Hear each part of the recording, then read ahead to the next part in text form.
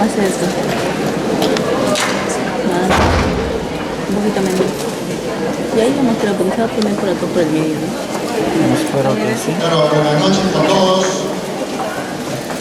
Me ha dado más o menos 45 minutos para tratar de contarles un tema que yo sospecho que probablemente lo han contactado de alguna manera. Me quedo con Bonnie. Está dando vueltas en los medios periodísticos, está dando vueltas probablemente en varios temas académicos.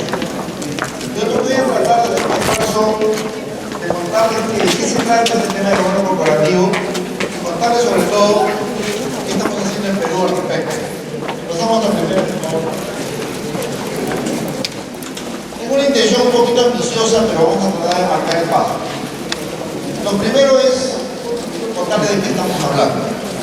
Luego voy a contarles qué está haciendo Perú y cómo estamos mirando lo que están haciendo las empresas en Perú en el tema gobierno corporativo. Y si me permite pasar a la siguiente. A mí me gusta entrar al tema con casos gráficos, ilustrativos. Estoy también persuadido que algunos de ustedes tienen que haberlo visto en el camino. Varias de estas cosas que si alcanzan a leer o no, se las cuento rápido, han sido noticias y noticias muy grandes a lo largo de la última década, de los últimos 15 años en el mundo. Quizás empezando la historia por algo más reciente. La crisis que hoy vivimos, que es una crisis internacional, quizás lo han leído, empieza con el colapso de una empresa que se llama Lehman Brothers. ¿Ya? Y Lehman Brothers es un banco de inversión que no recibió la asistencia del gobierno de Estados Unidos para reflotarlo. Pero ¿por qué se cae Lehman Brothers? Yo les voy a explicar entre varias cosas que se cae por un tema de mal gobierno corporativo. Un poquito más atrás en el tiempo, hay otra empresa que es muy famosa, que se llama Enron. Y si la han leído o no, Enron es una empresa que tenía un crecimiento tan exponencial. Ya en su momento, cuando se cae, era la séptima empresa más importante de Estados Unidos y todo el mundo apostaba que iba a ser la más grande de todas. Sin embargo, esa empresa, con todos sus pergaminos, en el año 2001 se cae. Nuevamente, la historia nos va a decir que este es un tema de mal gobierno corporativo. Hay historias realmente alarmantes a lo largo de todo. Hay un recuento arriba, que probablemente no lo alcanza de ver, que se habla de un banco de los Medici, de la Edad Media, que también tuvo un problema de mal manejo de dinero, fue un tema de mal gobierno corporativo. ¿Qué nos dicen todas estas historias que les quiero contar en simple? Las empresas se caen, por ejemplo, porque no hay suficiente control. Muchos de ustedes están en la carrera de contabilidad, muchos de ustedes apuntarán a ser auditores. El tema de falta de control es uno de los elementos que nos han ido enseñando cómo no se hace el gobierno corporativo. Hay otras que reflejan esta deficiencia como un tema de información. Hay una historia que está narrada acá que se dice Parmalat. Es una noticia también media anecdótica. Parmalat se le descubrió en su momento, porque también tuvo problemas financieros serios, que tenía hasta 4 contabilidades distintas. La Parmalat era una empresa que le decían cuánto ha ganado o perdido, y Parmalat contestaba quién pregunta. Tenía una contabilidad a gusto del cliente. Eso, evidentemente, lo vemos del lado serio, significa absoluta falta de transparencia. Entonces tenemos problemas de control, tenemos problemas de falta de transparencia, y si vamos en general a los temas, lo que no ha habido en general también es falta de supervisión. Cuando se cae el Lehman, repitiendo la historia, muchas veces la gente le imputó el problema de que el directorio del Lehman no supo ver por dónde se venía el problema. Lo mismo pasó con Enron. Entonces, las malas historias del gobierno corporativo son las que nos han ido enseñando a aprender el tema. Hemos prestado atención, hemos parado las antenas justo cuando los problemas han empezado a emerger. Y pasamos, miren, todos estos temas hay que en realidad valorarlo en su debido contexto. Insisto con el tema de Lehman. Lehman es la punta del iceberg. Cuando se cae Lehman, se desploman todos los mercados financieros del mundo, casi como un castillo de naipes. Y esa crisis que surge en 2008, hoy todavía la estamos viviendo. ¿Correcto? ¿Qué nos ha ido enseñando todas estas lecciones defectuosas del gobierno corporativo, de lo cual todavía estoy a punto de llegar a un concepto? Primero es, si los más chiquitos están blindados, el accionista pequeño sí se ha podido defender. La historia tradicional siempre es el que tiene mayor participación y control de la empresa, es el que sabe moverse más rápido. Usualmente en las crisis el que paga los platos rotos es el pequeño. ¿Por qué? Entre otras cosas porque no tiene el mismo nivel de información. Transparencia de nuevo. ¿Quién está llamado a darse cuenta del problema?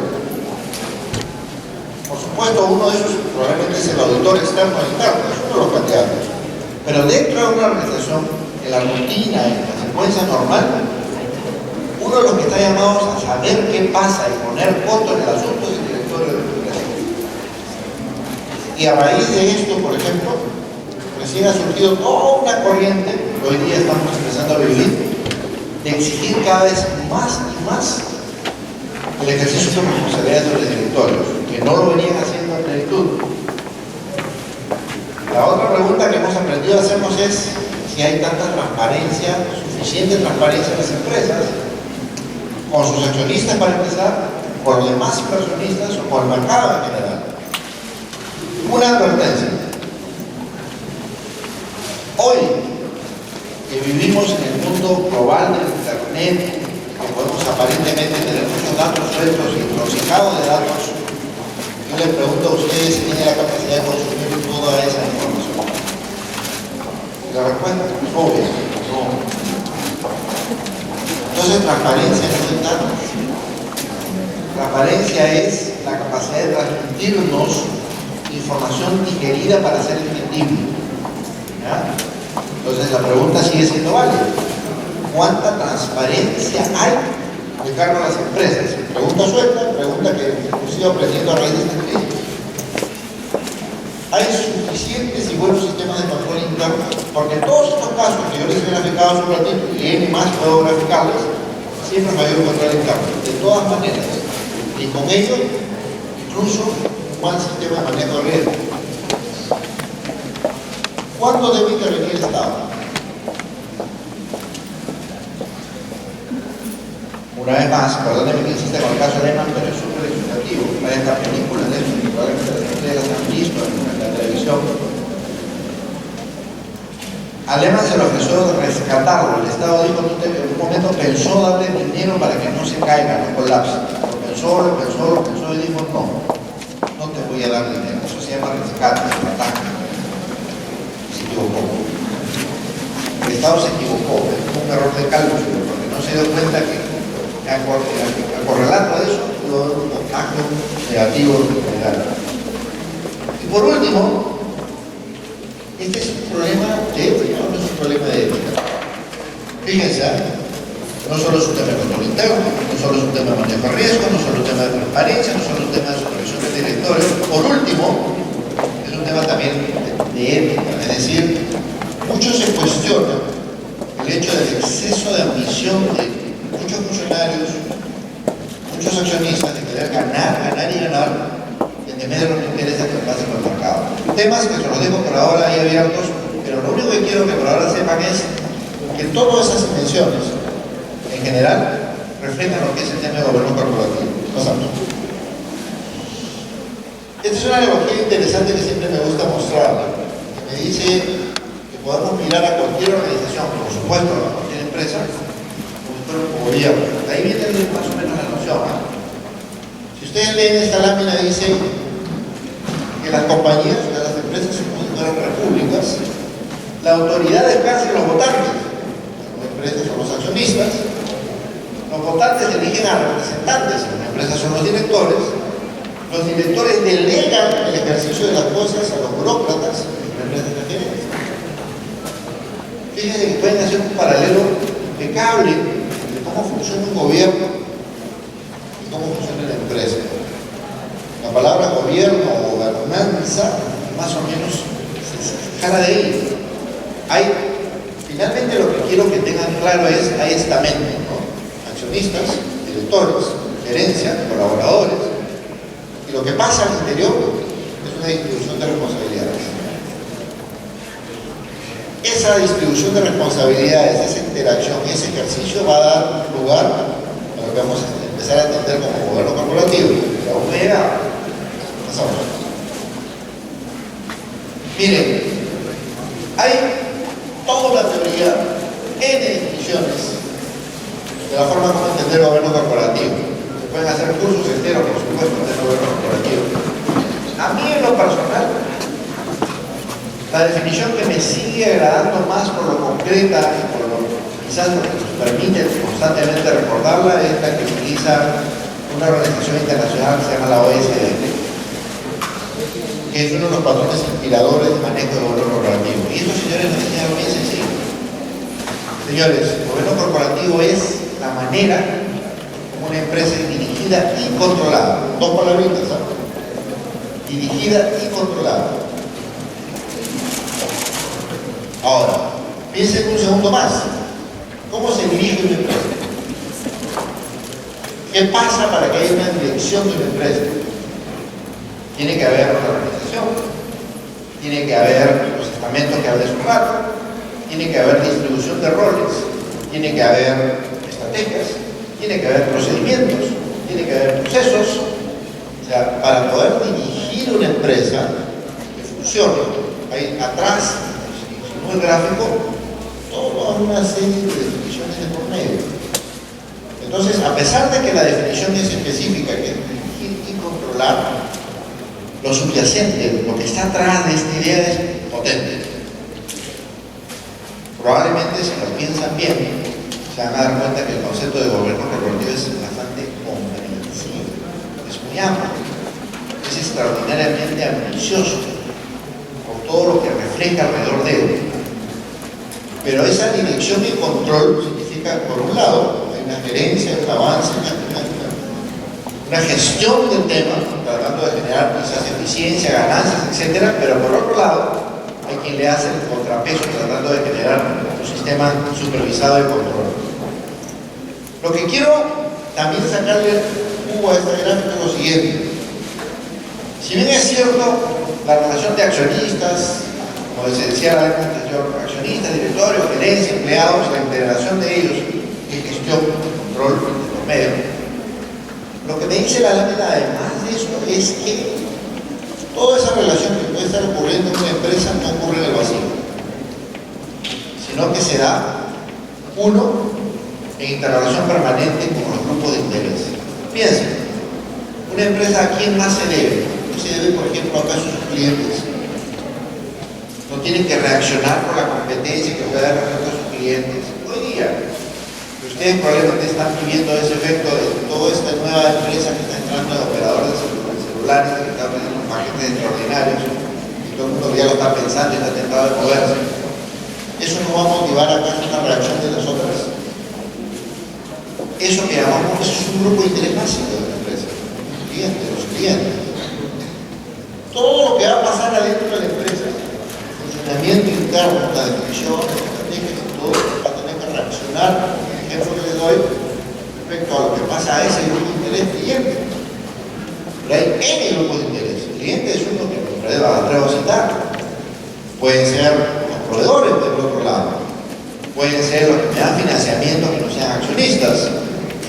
Puede ser inclusive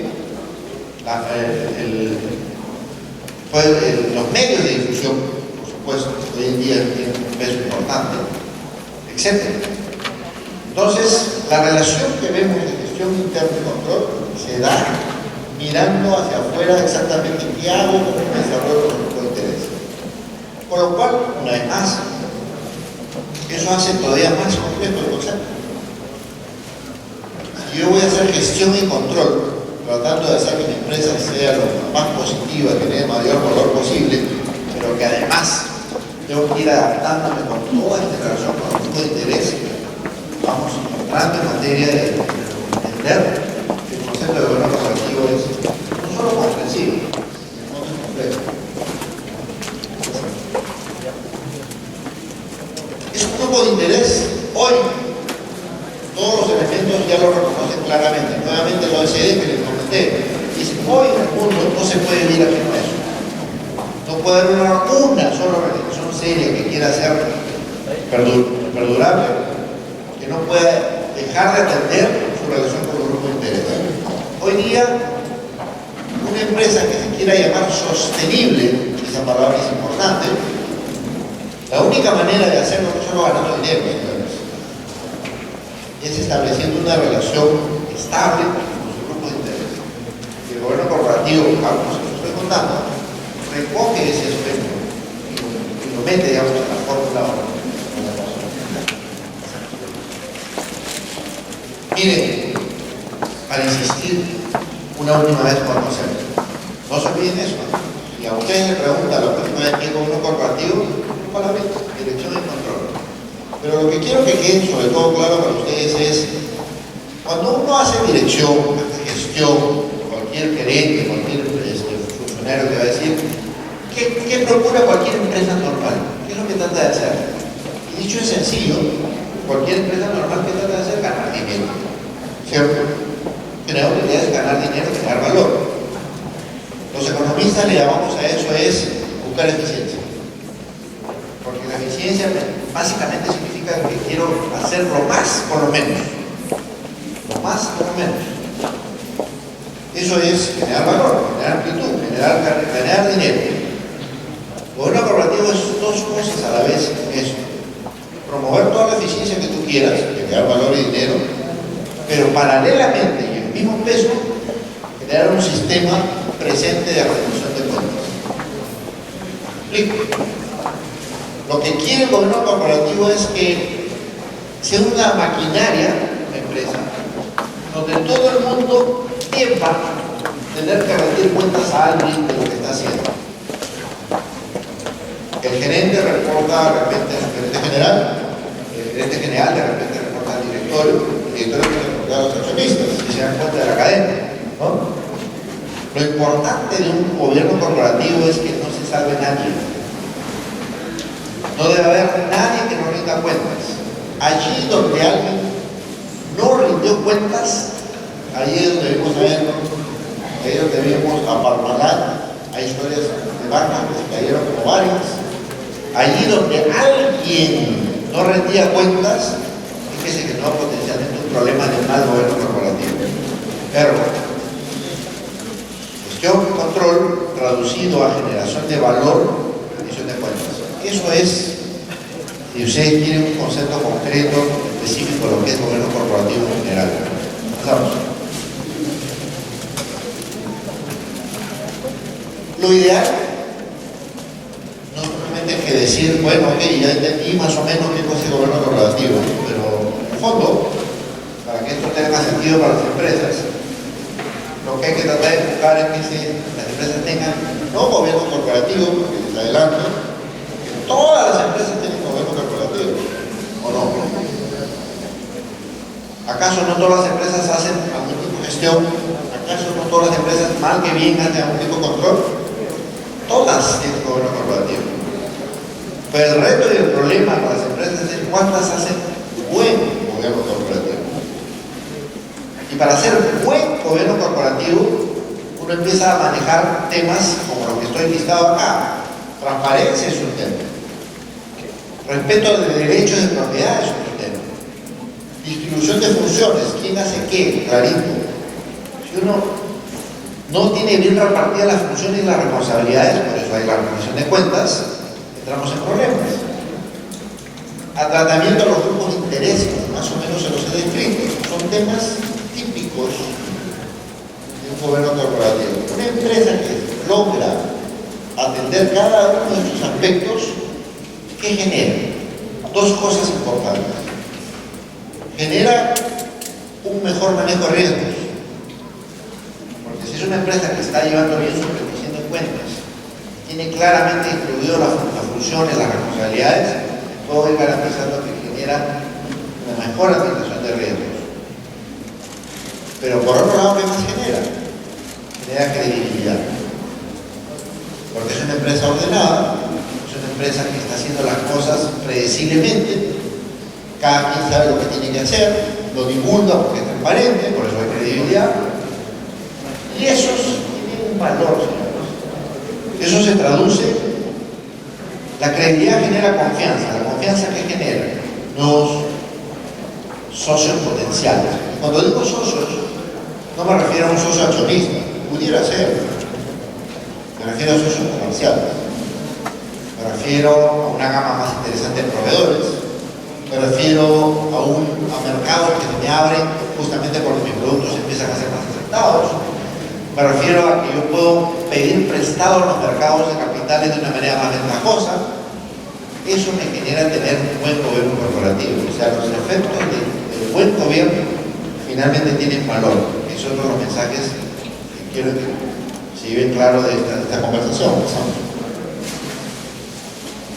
Esa generación de valor en la práctica se va a dar porque tengo claros sistemas de decisión, claros sistemas de control, buen sistema de información, que viene el tema de la transparencia. Pero fíjense, no solo hay que serlo en la creación de valor, sino también hay que parecerlo. Muchas veces nos pasa hasta riesgos que llamamos reputacionales, porque la gente no sabe claramente lo que estamos haciendo, no sabemos divulgar y no nos informamos. Por eso hablaba con ustedes el tema de manejar bien con los medios. El poder comunicar es un tema de percepción. Cómo me ve el mercado respecto a mi realidad. Una cosa es la realidad que puede ser relativamente buena, pero si yo no sé explicar mi realidad, puedo generar una distorsión de la percepción. Tengo que crear valor, tengo que generar percepción de valor. Ambas cosas juegan y todo sigue siendo matices de valor corporativo. Cuando una empresa se la quiere jugar y dice, yo quiero ser un buen gobierno, vamos a hacer todo lo que pueda hacer en el que tenga alcance, va a empezar a ver eso. Va a empezar que su sistema de manejo de control mejora, que su riesgo mejora, su credibilidad mejora, internamente sus procesos sean más eficientes.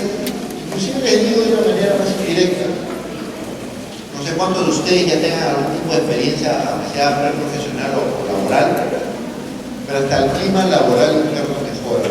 Les digo una razón bien sencilla. Es muy importante para un empleado o colaborador saber hacia dónde navega el barco. Que me digan qué estamos haciendo, cuáles son mis proyectos, qué busca la empresa. Si tú vives a ciegas, solamente te dicen lo que tienes que hacer, dices, ¿sabes que arregla este cuadrito? Mientras que este informe así de chico, no sabes para dónde vamos. No te da la motivación suficiente. A veces solo ese aspecto, de poder comunicar internamente todo un norte, esa información, mejora la perspectiva del clima laboral. Pero lo que quiero que valoren es que el buen gobierno tiene una serie de elementos importantes que reflejan un poco el desempeño mismo de la empresa. Toda esa lista que ustedes ven ahí son listas de beneficios potenciales de hacer un buen gobierno corporativo. En adición a eso, yo quiero contarles como segundo elemento entonces todo este tema de gobierno corporativo que nace de todas estas debates internacionales en principio, ahí nos hemos puesto atención, no le hemos prestado atención al tema. Ha generado una serie de desarrollos internacionales y Perú no se ha librado de eso. ¿Qué ha pasado? Hemos aprendido hoy. ¿Por qué? Porque hemos visto caer empresas importantes por mal manejo del gobierno corporativo. Pero es más, hemos visto caer a países, no empresas, a países. Ha habido historias como por ejemplo, hace más o menos 30 años, México colapsó todo su sistema bancario, no es extranjero, todo el sistema bancario, todo, absolutamente. Todos los bancos quebraron. ¿Dirán qué es eso? Por falta de transparencia. Porque nadie sabía a quién le había prestado dinero al sistema bancario. No había información. El regulador no sabía cómo prevenir. Y eso hizo quebrar a todo el sistema bancario. Hiciera mucho daño a una economía, en ese ejemplo con la mexicana. Resultado, crisis internacionales, caídas de empresas, y el mundo en general se empieza a preocupar para exigir que las empresas tengan buen gobierno corporativo. ¿Qué hacemos para que tengan buen gobierno corporativo? Empiezan a tratar de empujar estándares. Esos estándares se llaman códigos de buen gobierno corporativo. Por ahí deben haberlos escuchado. Los famosos códigos de buen gobierno son los mejores estándares posibles que puede tener una empresa en materia de gobierno corporativo. Y esos códigos de buen gobierno, de los cuales voy a hablar en un minuto, lo que generan es un impulso, una inducción. Casi todos los países se quieren apegar a esos estándares. Y por ahí ha empezado un poco el desarrollo de Perú en los últimos 15 años. Pero esa realidad de buen gobierno, de la que les quiero hablar, en Perú, nuevamente, no ocurre en cualquier situación, sino es una realidad que tiene ciertos remolques. Miren, en el Perú, por ejemplo, para pensarlo, la mayoría de las empresas son concentradas en propiedad. Eso es un factor importante, porque cuando hay concentración de propiedad, muchas veces el dueño no le gusta ser muy transparente. Eso es una realidad, no es nada peyorativo que lo diga. Cuando tú vas y le dices, seamos transparentes, hablamos para que el mercado conozca, te va a mirar un poco feo. Te va a decir, ¿para qué? Si yo funciono bien. Esto es un tema, porque si queremos apuntar a buen gobierno, por ejemplo, hay un tipo de corrupción, no necesariamente bueno. La otra cosa que también hay que solamente mirar para cualquier costado que ustedes quieran, en muchas realidades, en muchos países, en Perú también hay la mayor cantidad de empresas son familiares. ¿Y eso es bueno o malo? Normalmente no es tan bueno, porque la familia se suele, vamos a decir así, entrometer en la empresa. ¿No? Cuando se entromete a la empresa no la deja hacer en gestión eficiente. A menos que tú te las sujetes prácticas diferentes de buen gobierno corporativo. En el Perú nos financiamos esencialmente vía bancos. Es decir, la verdad es esta. Las empresas cuando son chiquititas se financian con su propia plata, ¿no? Capital propio, bancos van trabajando hasta que más o menos emergen y empiezan a pedir el sistema bancario. Entonces, ellos tienen que lidiar con el sistema bancario de una forma, un grupo de interés que les hablaba. ¿Cuál es un grupo de interés importante en Perú para las empresas? Definitivamente es el sistema bancario. Las empresas ojalá quisieran salir a endeudarse de otra forma, por ejemplo, emitir bonos, emitir acciones, etcétera, como dicen muchas veces los libros, pero en Perú eso es limitado, porque el mercado de capitales todavía es reducido, es parte de la realidad. Cuando se emite, normalmente se emite deuda. El empresario peruano no le gusta compartir su propiedad. Es un hecho. Estos son matices, ¿ya? Que yo les quiero poner en correlación antes de hablarles de cómo estamos tratando de hacer buen gobierno en Perú. Pero esto de acá que condiciona cualquier intento de hacer buen gobierno en Perú. Eso quiero que tengamos claro. Empezamos. ¿Qué ha pasado en Perú? Es sencillo.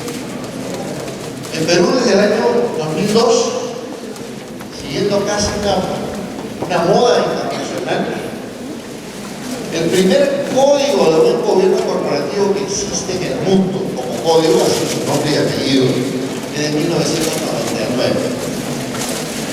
¿Quién lo hizo? La OECD, que ya les dije que es una persona muy influyente en esos temas. Ahí cito nomás, el año 2002, Perú hace su propio código. Es una versión modificada del código de la OECD, pero dice, yo también quiero el código. ¿Por qué hace un código Perú, por ejemplo? Insisto, porque quería impulsar las buenas prácticas empresariales del gobierno corporativo para las empresas de Perú. Esa era la idea. Un código, señores, es un estándar de buena práctica. Y es, sobre todo, esto es básico, voluntario. Las empresas lo adoptan por propia decisión y voluntad. Nadie los obliga, no es un mandato legal, eso es importante que lo sepan. ¿Ya? Las mejores empresas lo adoptan y tratan de distinguirse en materia de gobierno corporativo. Perú hace 12 años hizo su código, lo acaba de cambiar el año pasado. ¿Por qué se cambia un código? Por lo que acabo de decir. El código es una síntesis de las mejores prácticas. Y las mejores prácticas cambian en el tiempo. Ergo, el código es resultante. Eso es lo que ha pasado en Perú. Acabamos de cambiar ese código, les voy a contar rapidito el código. Pero en el interín han pasado cosas muy interesantes. No se mencionó para no alcanzarlo por los detalles. Una, las AFPs, como sabemos, estas pensiones, son el inversionista institucional más grande que tiene el país. Tienen tanto dinero que compran y compran y compran acciones y tienen mucha presencia en las empresas más grandes del país. Está en el Ford, el Ferreiro, el Cemento, etc. Nombren cualquiera y todas las AFP tienen mucha propiedad metida ahí. Las AFPs nombran directores en las empresas. Ya vimos que los directores tienen un rol que hacer el gobierno corporativo y que se terminaba mucho que con los supervisores. Las AFPs han entendido eso y han empezado a poner patrones, exigencias a los directores que ellos nombran. Ese es un hecho interesante. Segundo hecho interesante, solo para el manejo de ustedes. Hace 6 años, la Bolsa de Valores crea un índice de buen gobierno. Ustedes, si es que han visto un poco el tema de bolsa en un lado, habrán escuchado que el índice general de la Bolsa de Valores de Lima, ¿verdad? Es el que más se escucha probablemente, ¿ya? Pero la Bolsa de Valores, para su información, tiene varios índices. Y uno de los que creó hace 6 años se llama índice de buen gobierno, donde solo entran las empresas que tienen los mejores estándares. ¿Ok? No entra cualquiera. Hay alrededor de 24 o 25 empresas que se le hacen calificar para intentar estar en este índice. 24 de cuántas, 24 aproximadamente de 280. Es un poco para que tengan una imagen de cuántas quieren realmente ser diferenciadas. Pasamos. Perú lo que ha hecho es esto, sencillo. Creó su código, que son estándares. Les dijo a las empresas en bolsa, ¿sabes qué? No solamente te voy a escribir un código, que acá está, ya lo publiqué.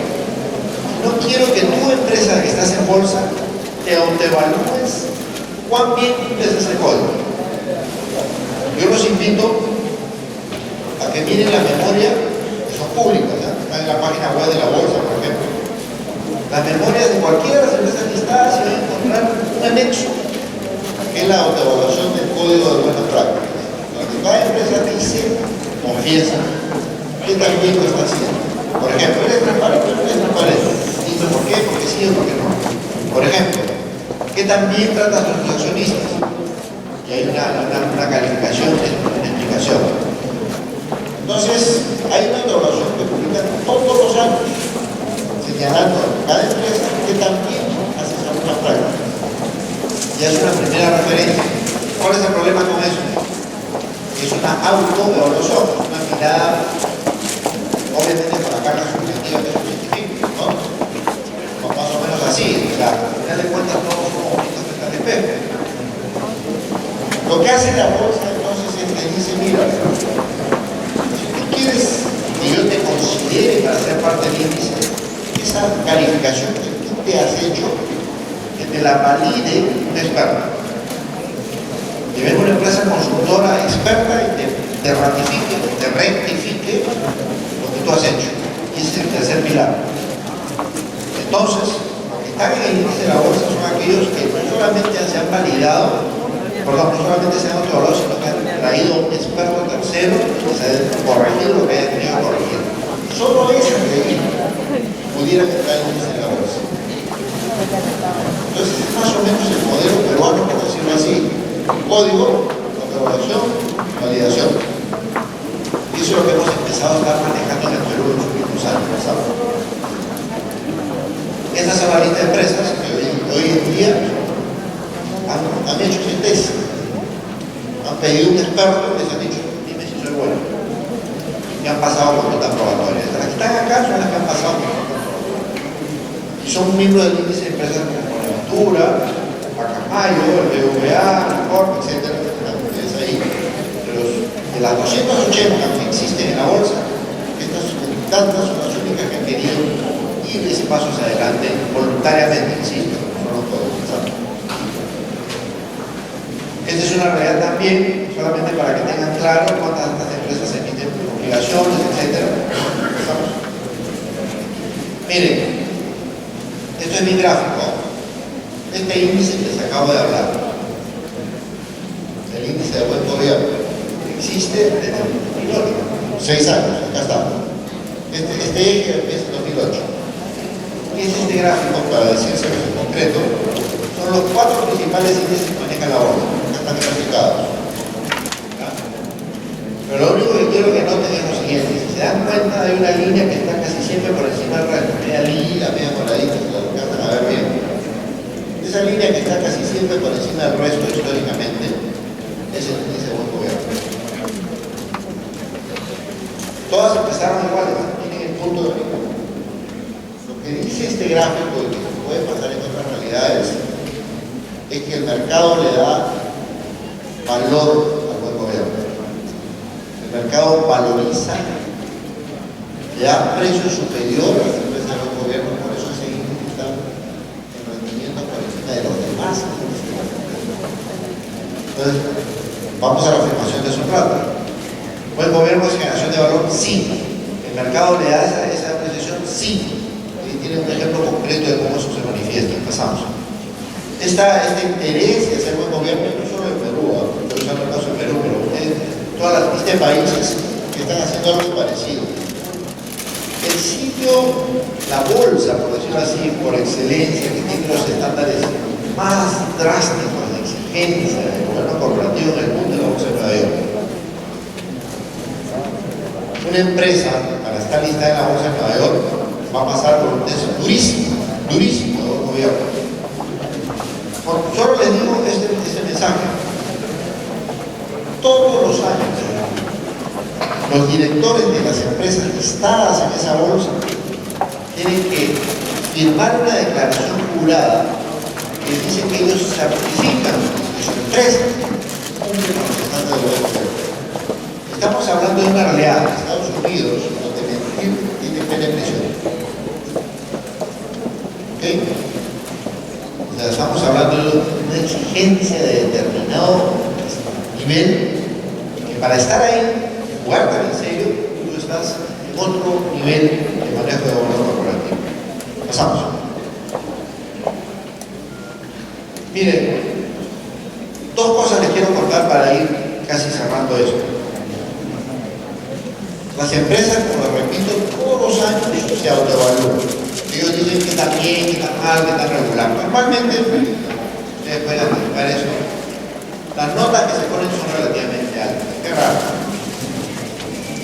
Pero entonces, ahí vienen las validaciones para corregir un poco. Hace poco se hizo un estudio, se hacer un estudio de ver cuánto inflado estaban los temas, y obviamente el estudio confirmó eso. Las empresas tienden a sobredimensionar cuán bien hace el gobierno corporativo. Lo hacen un poquito peor de lo que ellos creen. Pero, ¿dónde están más o menos algunos hallazgos interesantes?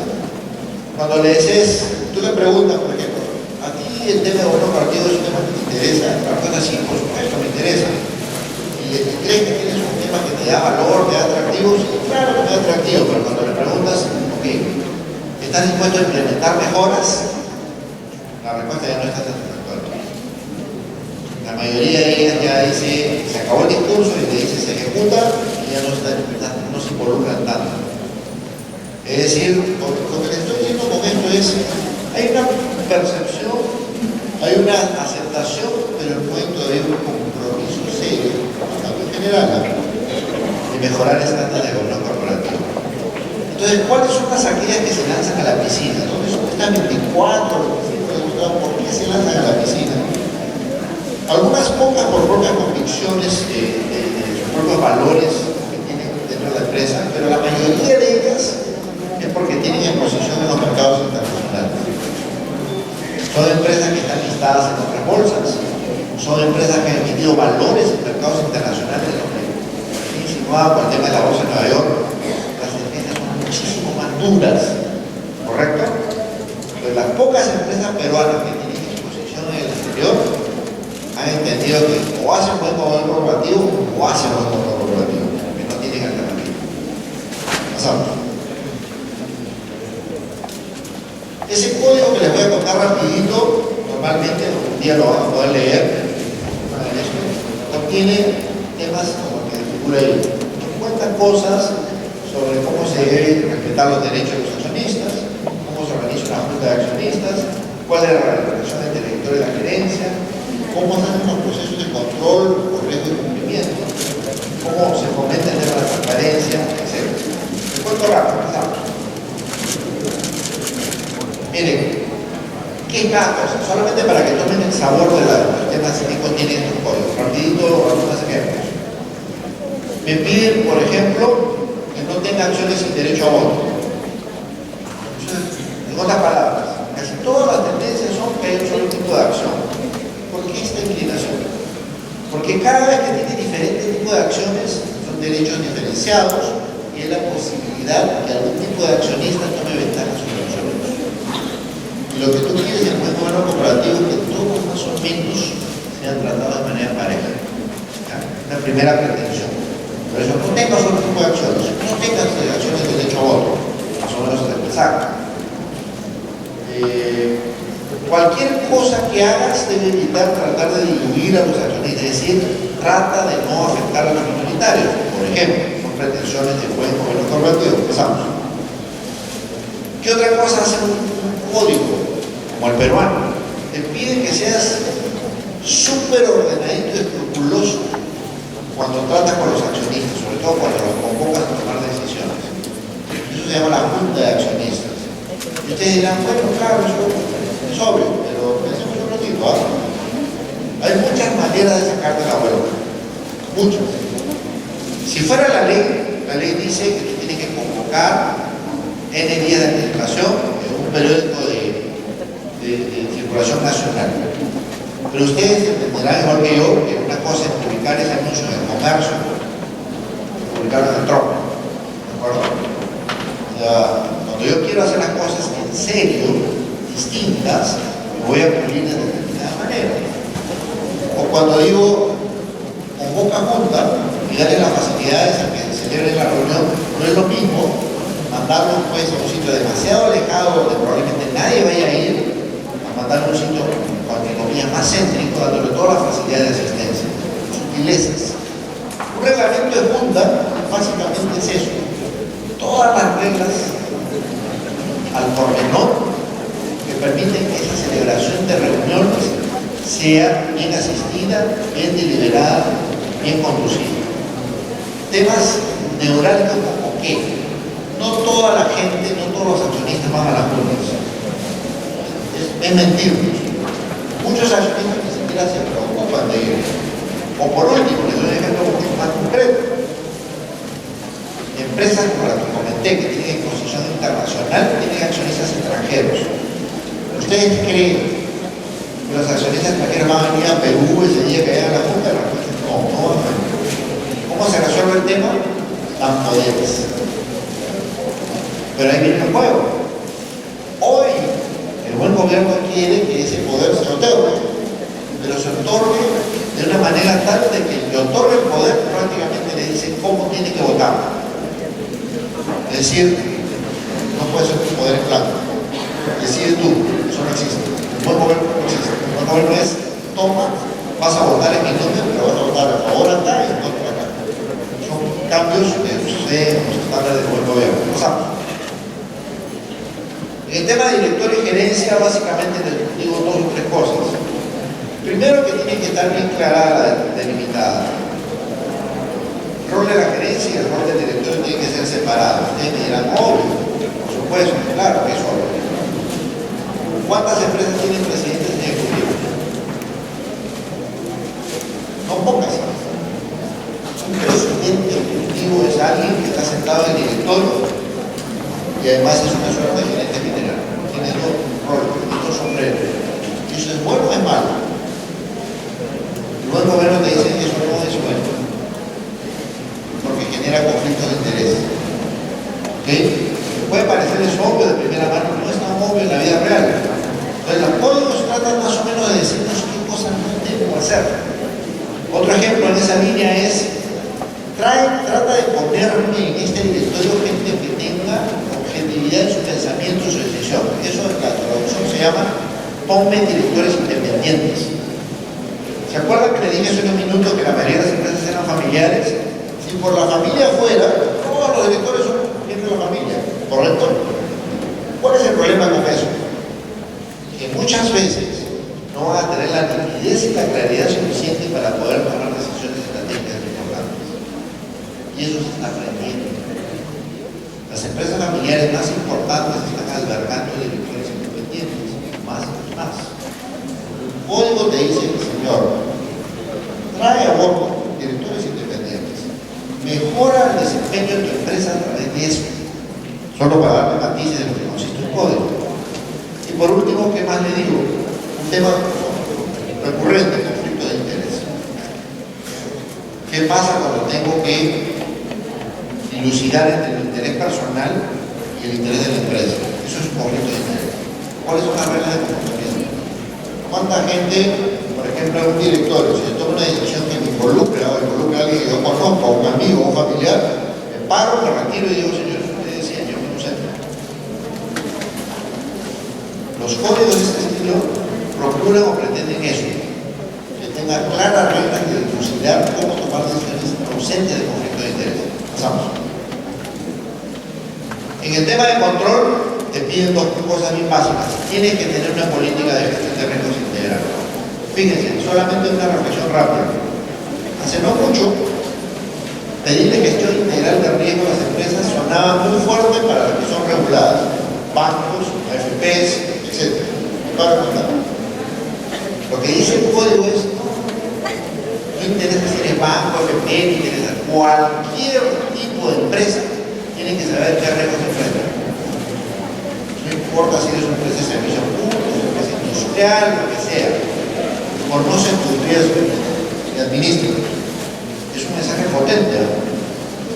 Conectado a eso es todo el sistema de control interno que tiene que soportar eso también, que tiene todo el interés de tener un sistema de auditoría interna y externa. Todo eso es parte de los buenos estándares que el código señala en rojo. Finalmente, en el código, y termino con el tema del código, te pide que sea transparente. Ya les dije yo a ustedes mi interpretación de lo que es transparente. Básicamente, lo que tiene que estar claro es comunicar, informar. Para empezar, al accionista, a cualquier tipo de inversionista y al mercado en general. No te contentes con publicar tu balance en el periódico porque te lo manda la ley. Eso no es suficiente. Hay empresas, por ejemplo, que una vez al mes, su página web, abren lo que se llama un webcast. Abren cualquiera que se quiere colgar una determinada hora del día del mes. Abren cualquiera que quiere escuchar al gerente general de la empresa contándote las perspectivas del negocio. Y nadie lo obliga a ese señor, a esta empresa, a hacer ese tipo de actividad. Él quiere ser transparente, quiere comunicar, quiere involucrar, por ejemplo. Bueno, finalmente, para llevarnos algo para la casa ya hasta ahora, es el gobierno corporativo como concepto es un concepto complejo, pero más allá de eso, ojalá lleven esa reflexión. Y una vez más les preguntan a ustedes qué es esto, dirección y control. Son las dos palabras que les quiero recordar para no recurrentemente acordarnos que ese es el tema de control. Perú ha hecho sus mejores intentos, tiene sus mejores intentos a nivel normativo. Ha dictado un código, obliga a las empresas a publicar su evaluación y lo deja a voluntad de cada quien. En sentido real, estamos todavía lejos de un verdadero desarrollo empresarial de buen gobierno. Todavía mucho memoria. Hay un buen gobierno de maquillaje a veces. Hay mucho menos en realidad cuando nos estamos publicando. Hay un nuevo código que se acaba de dar, se dio en noviembre del año pasado, que recién va a haber este año 2014 va a haber por primera vez su discusión. Y y que trae N conceptos nuevos, como por ejemplo el tema de tener reglamentos de junta, reglamentos de directorio, hacer poderes tribóticos, etc. Todo eso es lo que sí vamos a ver cómo influye en el tema de mejorar los corporativos. Hay pocas empresas realmente comprometidas. Yo les encontraba 25 alrededor de los 80. Hay mucha formalidad, pero poca efectividad todavía, creo yo, para lo que se puede hacer. La discusión que se viene, y aquí termino, ustedes van a escuchar ya voces que dicen, oye, ¿por qué se tiene que ser voluntario? ¿Por qué no lo hacemos mandatorio? Yo les digo mi respuesta: echa la ley, echa la trampa. Si tú haces mandatorio un código, la gente va a ver como el lucro. Han estado hablando de evolución, porque es un ratito tributario. Pero no lo digo. No de esa manera, no creo que sea la respuesta, pero esa discusión viene. Vienen discusiones de, oye, entonces, ¿cómo hacemos? ¿Cómo incentivamos a las empresas para que sean buen gobierno? ¿Qué tal si le cobramos unas comisiones? ¿O le damos un premio de algo? ¿Cómo reconocemos su común esfuerzo para que más y más se le anime al tema de eso? Los que tienen un buen rol todavía mucho más fuerte y sostenido son los inversionistas institucionales. Traducción a FPs. Creo que las FPs han hecho un primer gran paso para mejorar y empujar a las empresas de tener un buen gobierno, pero han hecho todo el rol que corresponde hacer. Termino con el siguiente ejemplo. En Estados Unidos hay una empresa que se llama Calpers y se refiere a los fondos de pensiones de los empleados estatales de California, Calpers. Ellos hacen lo siguiente. Es enorme, es un fondo de pensiones enorme, tremendo. Invierten muchísimas empresas, pero todos los años saca una lista, que llaman la lista de observación, focus list, lista de foco, y anuncia un número de empresas, 20, 30, que ellos están observando, las cuales probablemente invertirían dinero ahí, no lo van a poder. Y lo único que hacen es calificar de su buen gobierno, públicamente. Yo creo que a esta empresa le falta transparencia, le falta una coherencia, le falta esto, mejoraría esto, mejoraría esto. Esta experiencia que tiene muchos años, Calpers, ha hecho que estas empresas que están en la mina, todas corrijan y mejoran su buen gobierno. Todas. Aunque no necesariamente todas hayan recibido inversión de Calpers. Pero Calpers en esta práctica ha logrado inducir el buen gobierno. Es un poco de que yo digo, pudiera estar faltando. Los 2 días. Los 2 días. Y eso es básicamente lo que quería contar este día con el buen gobierno.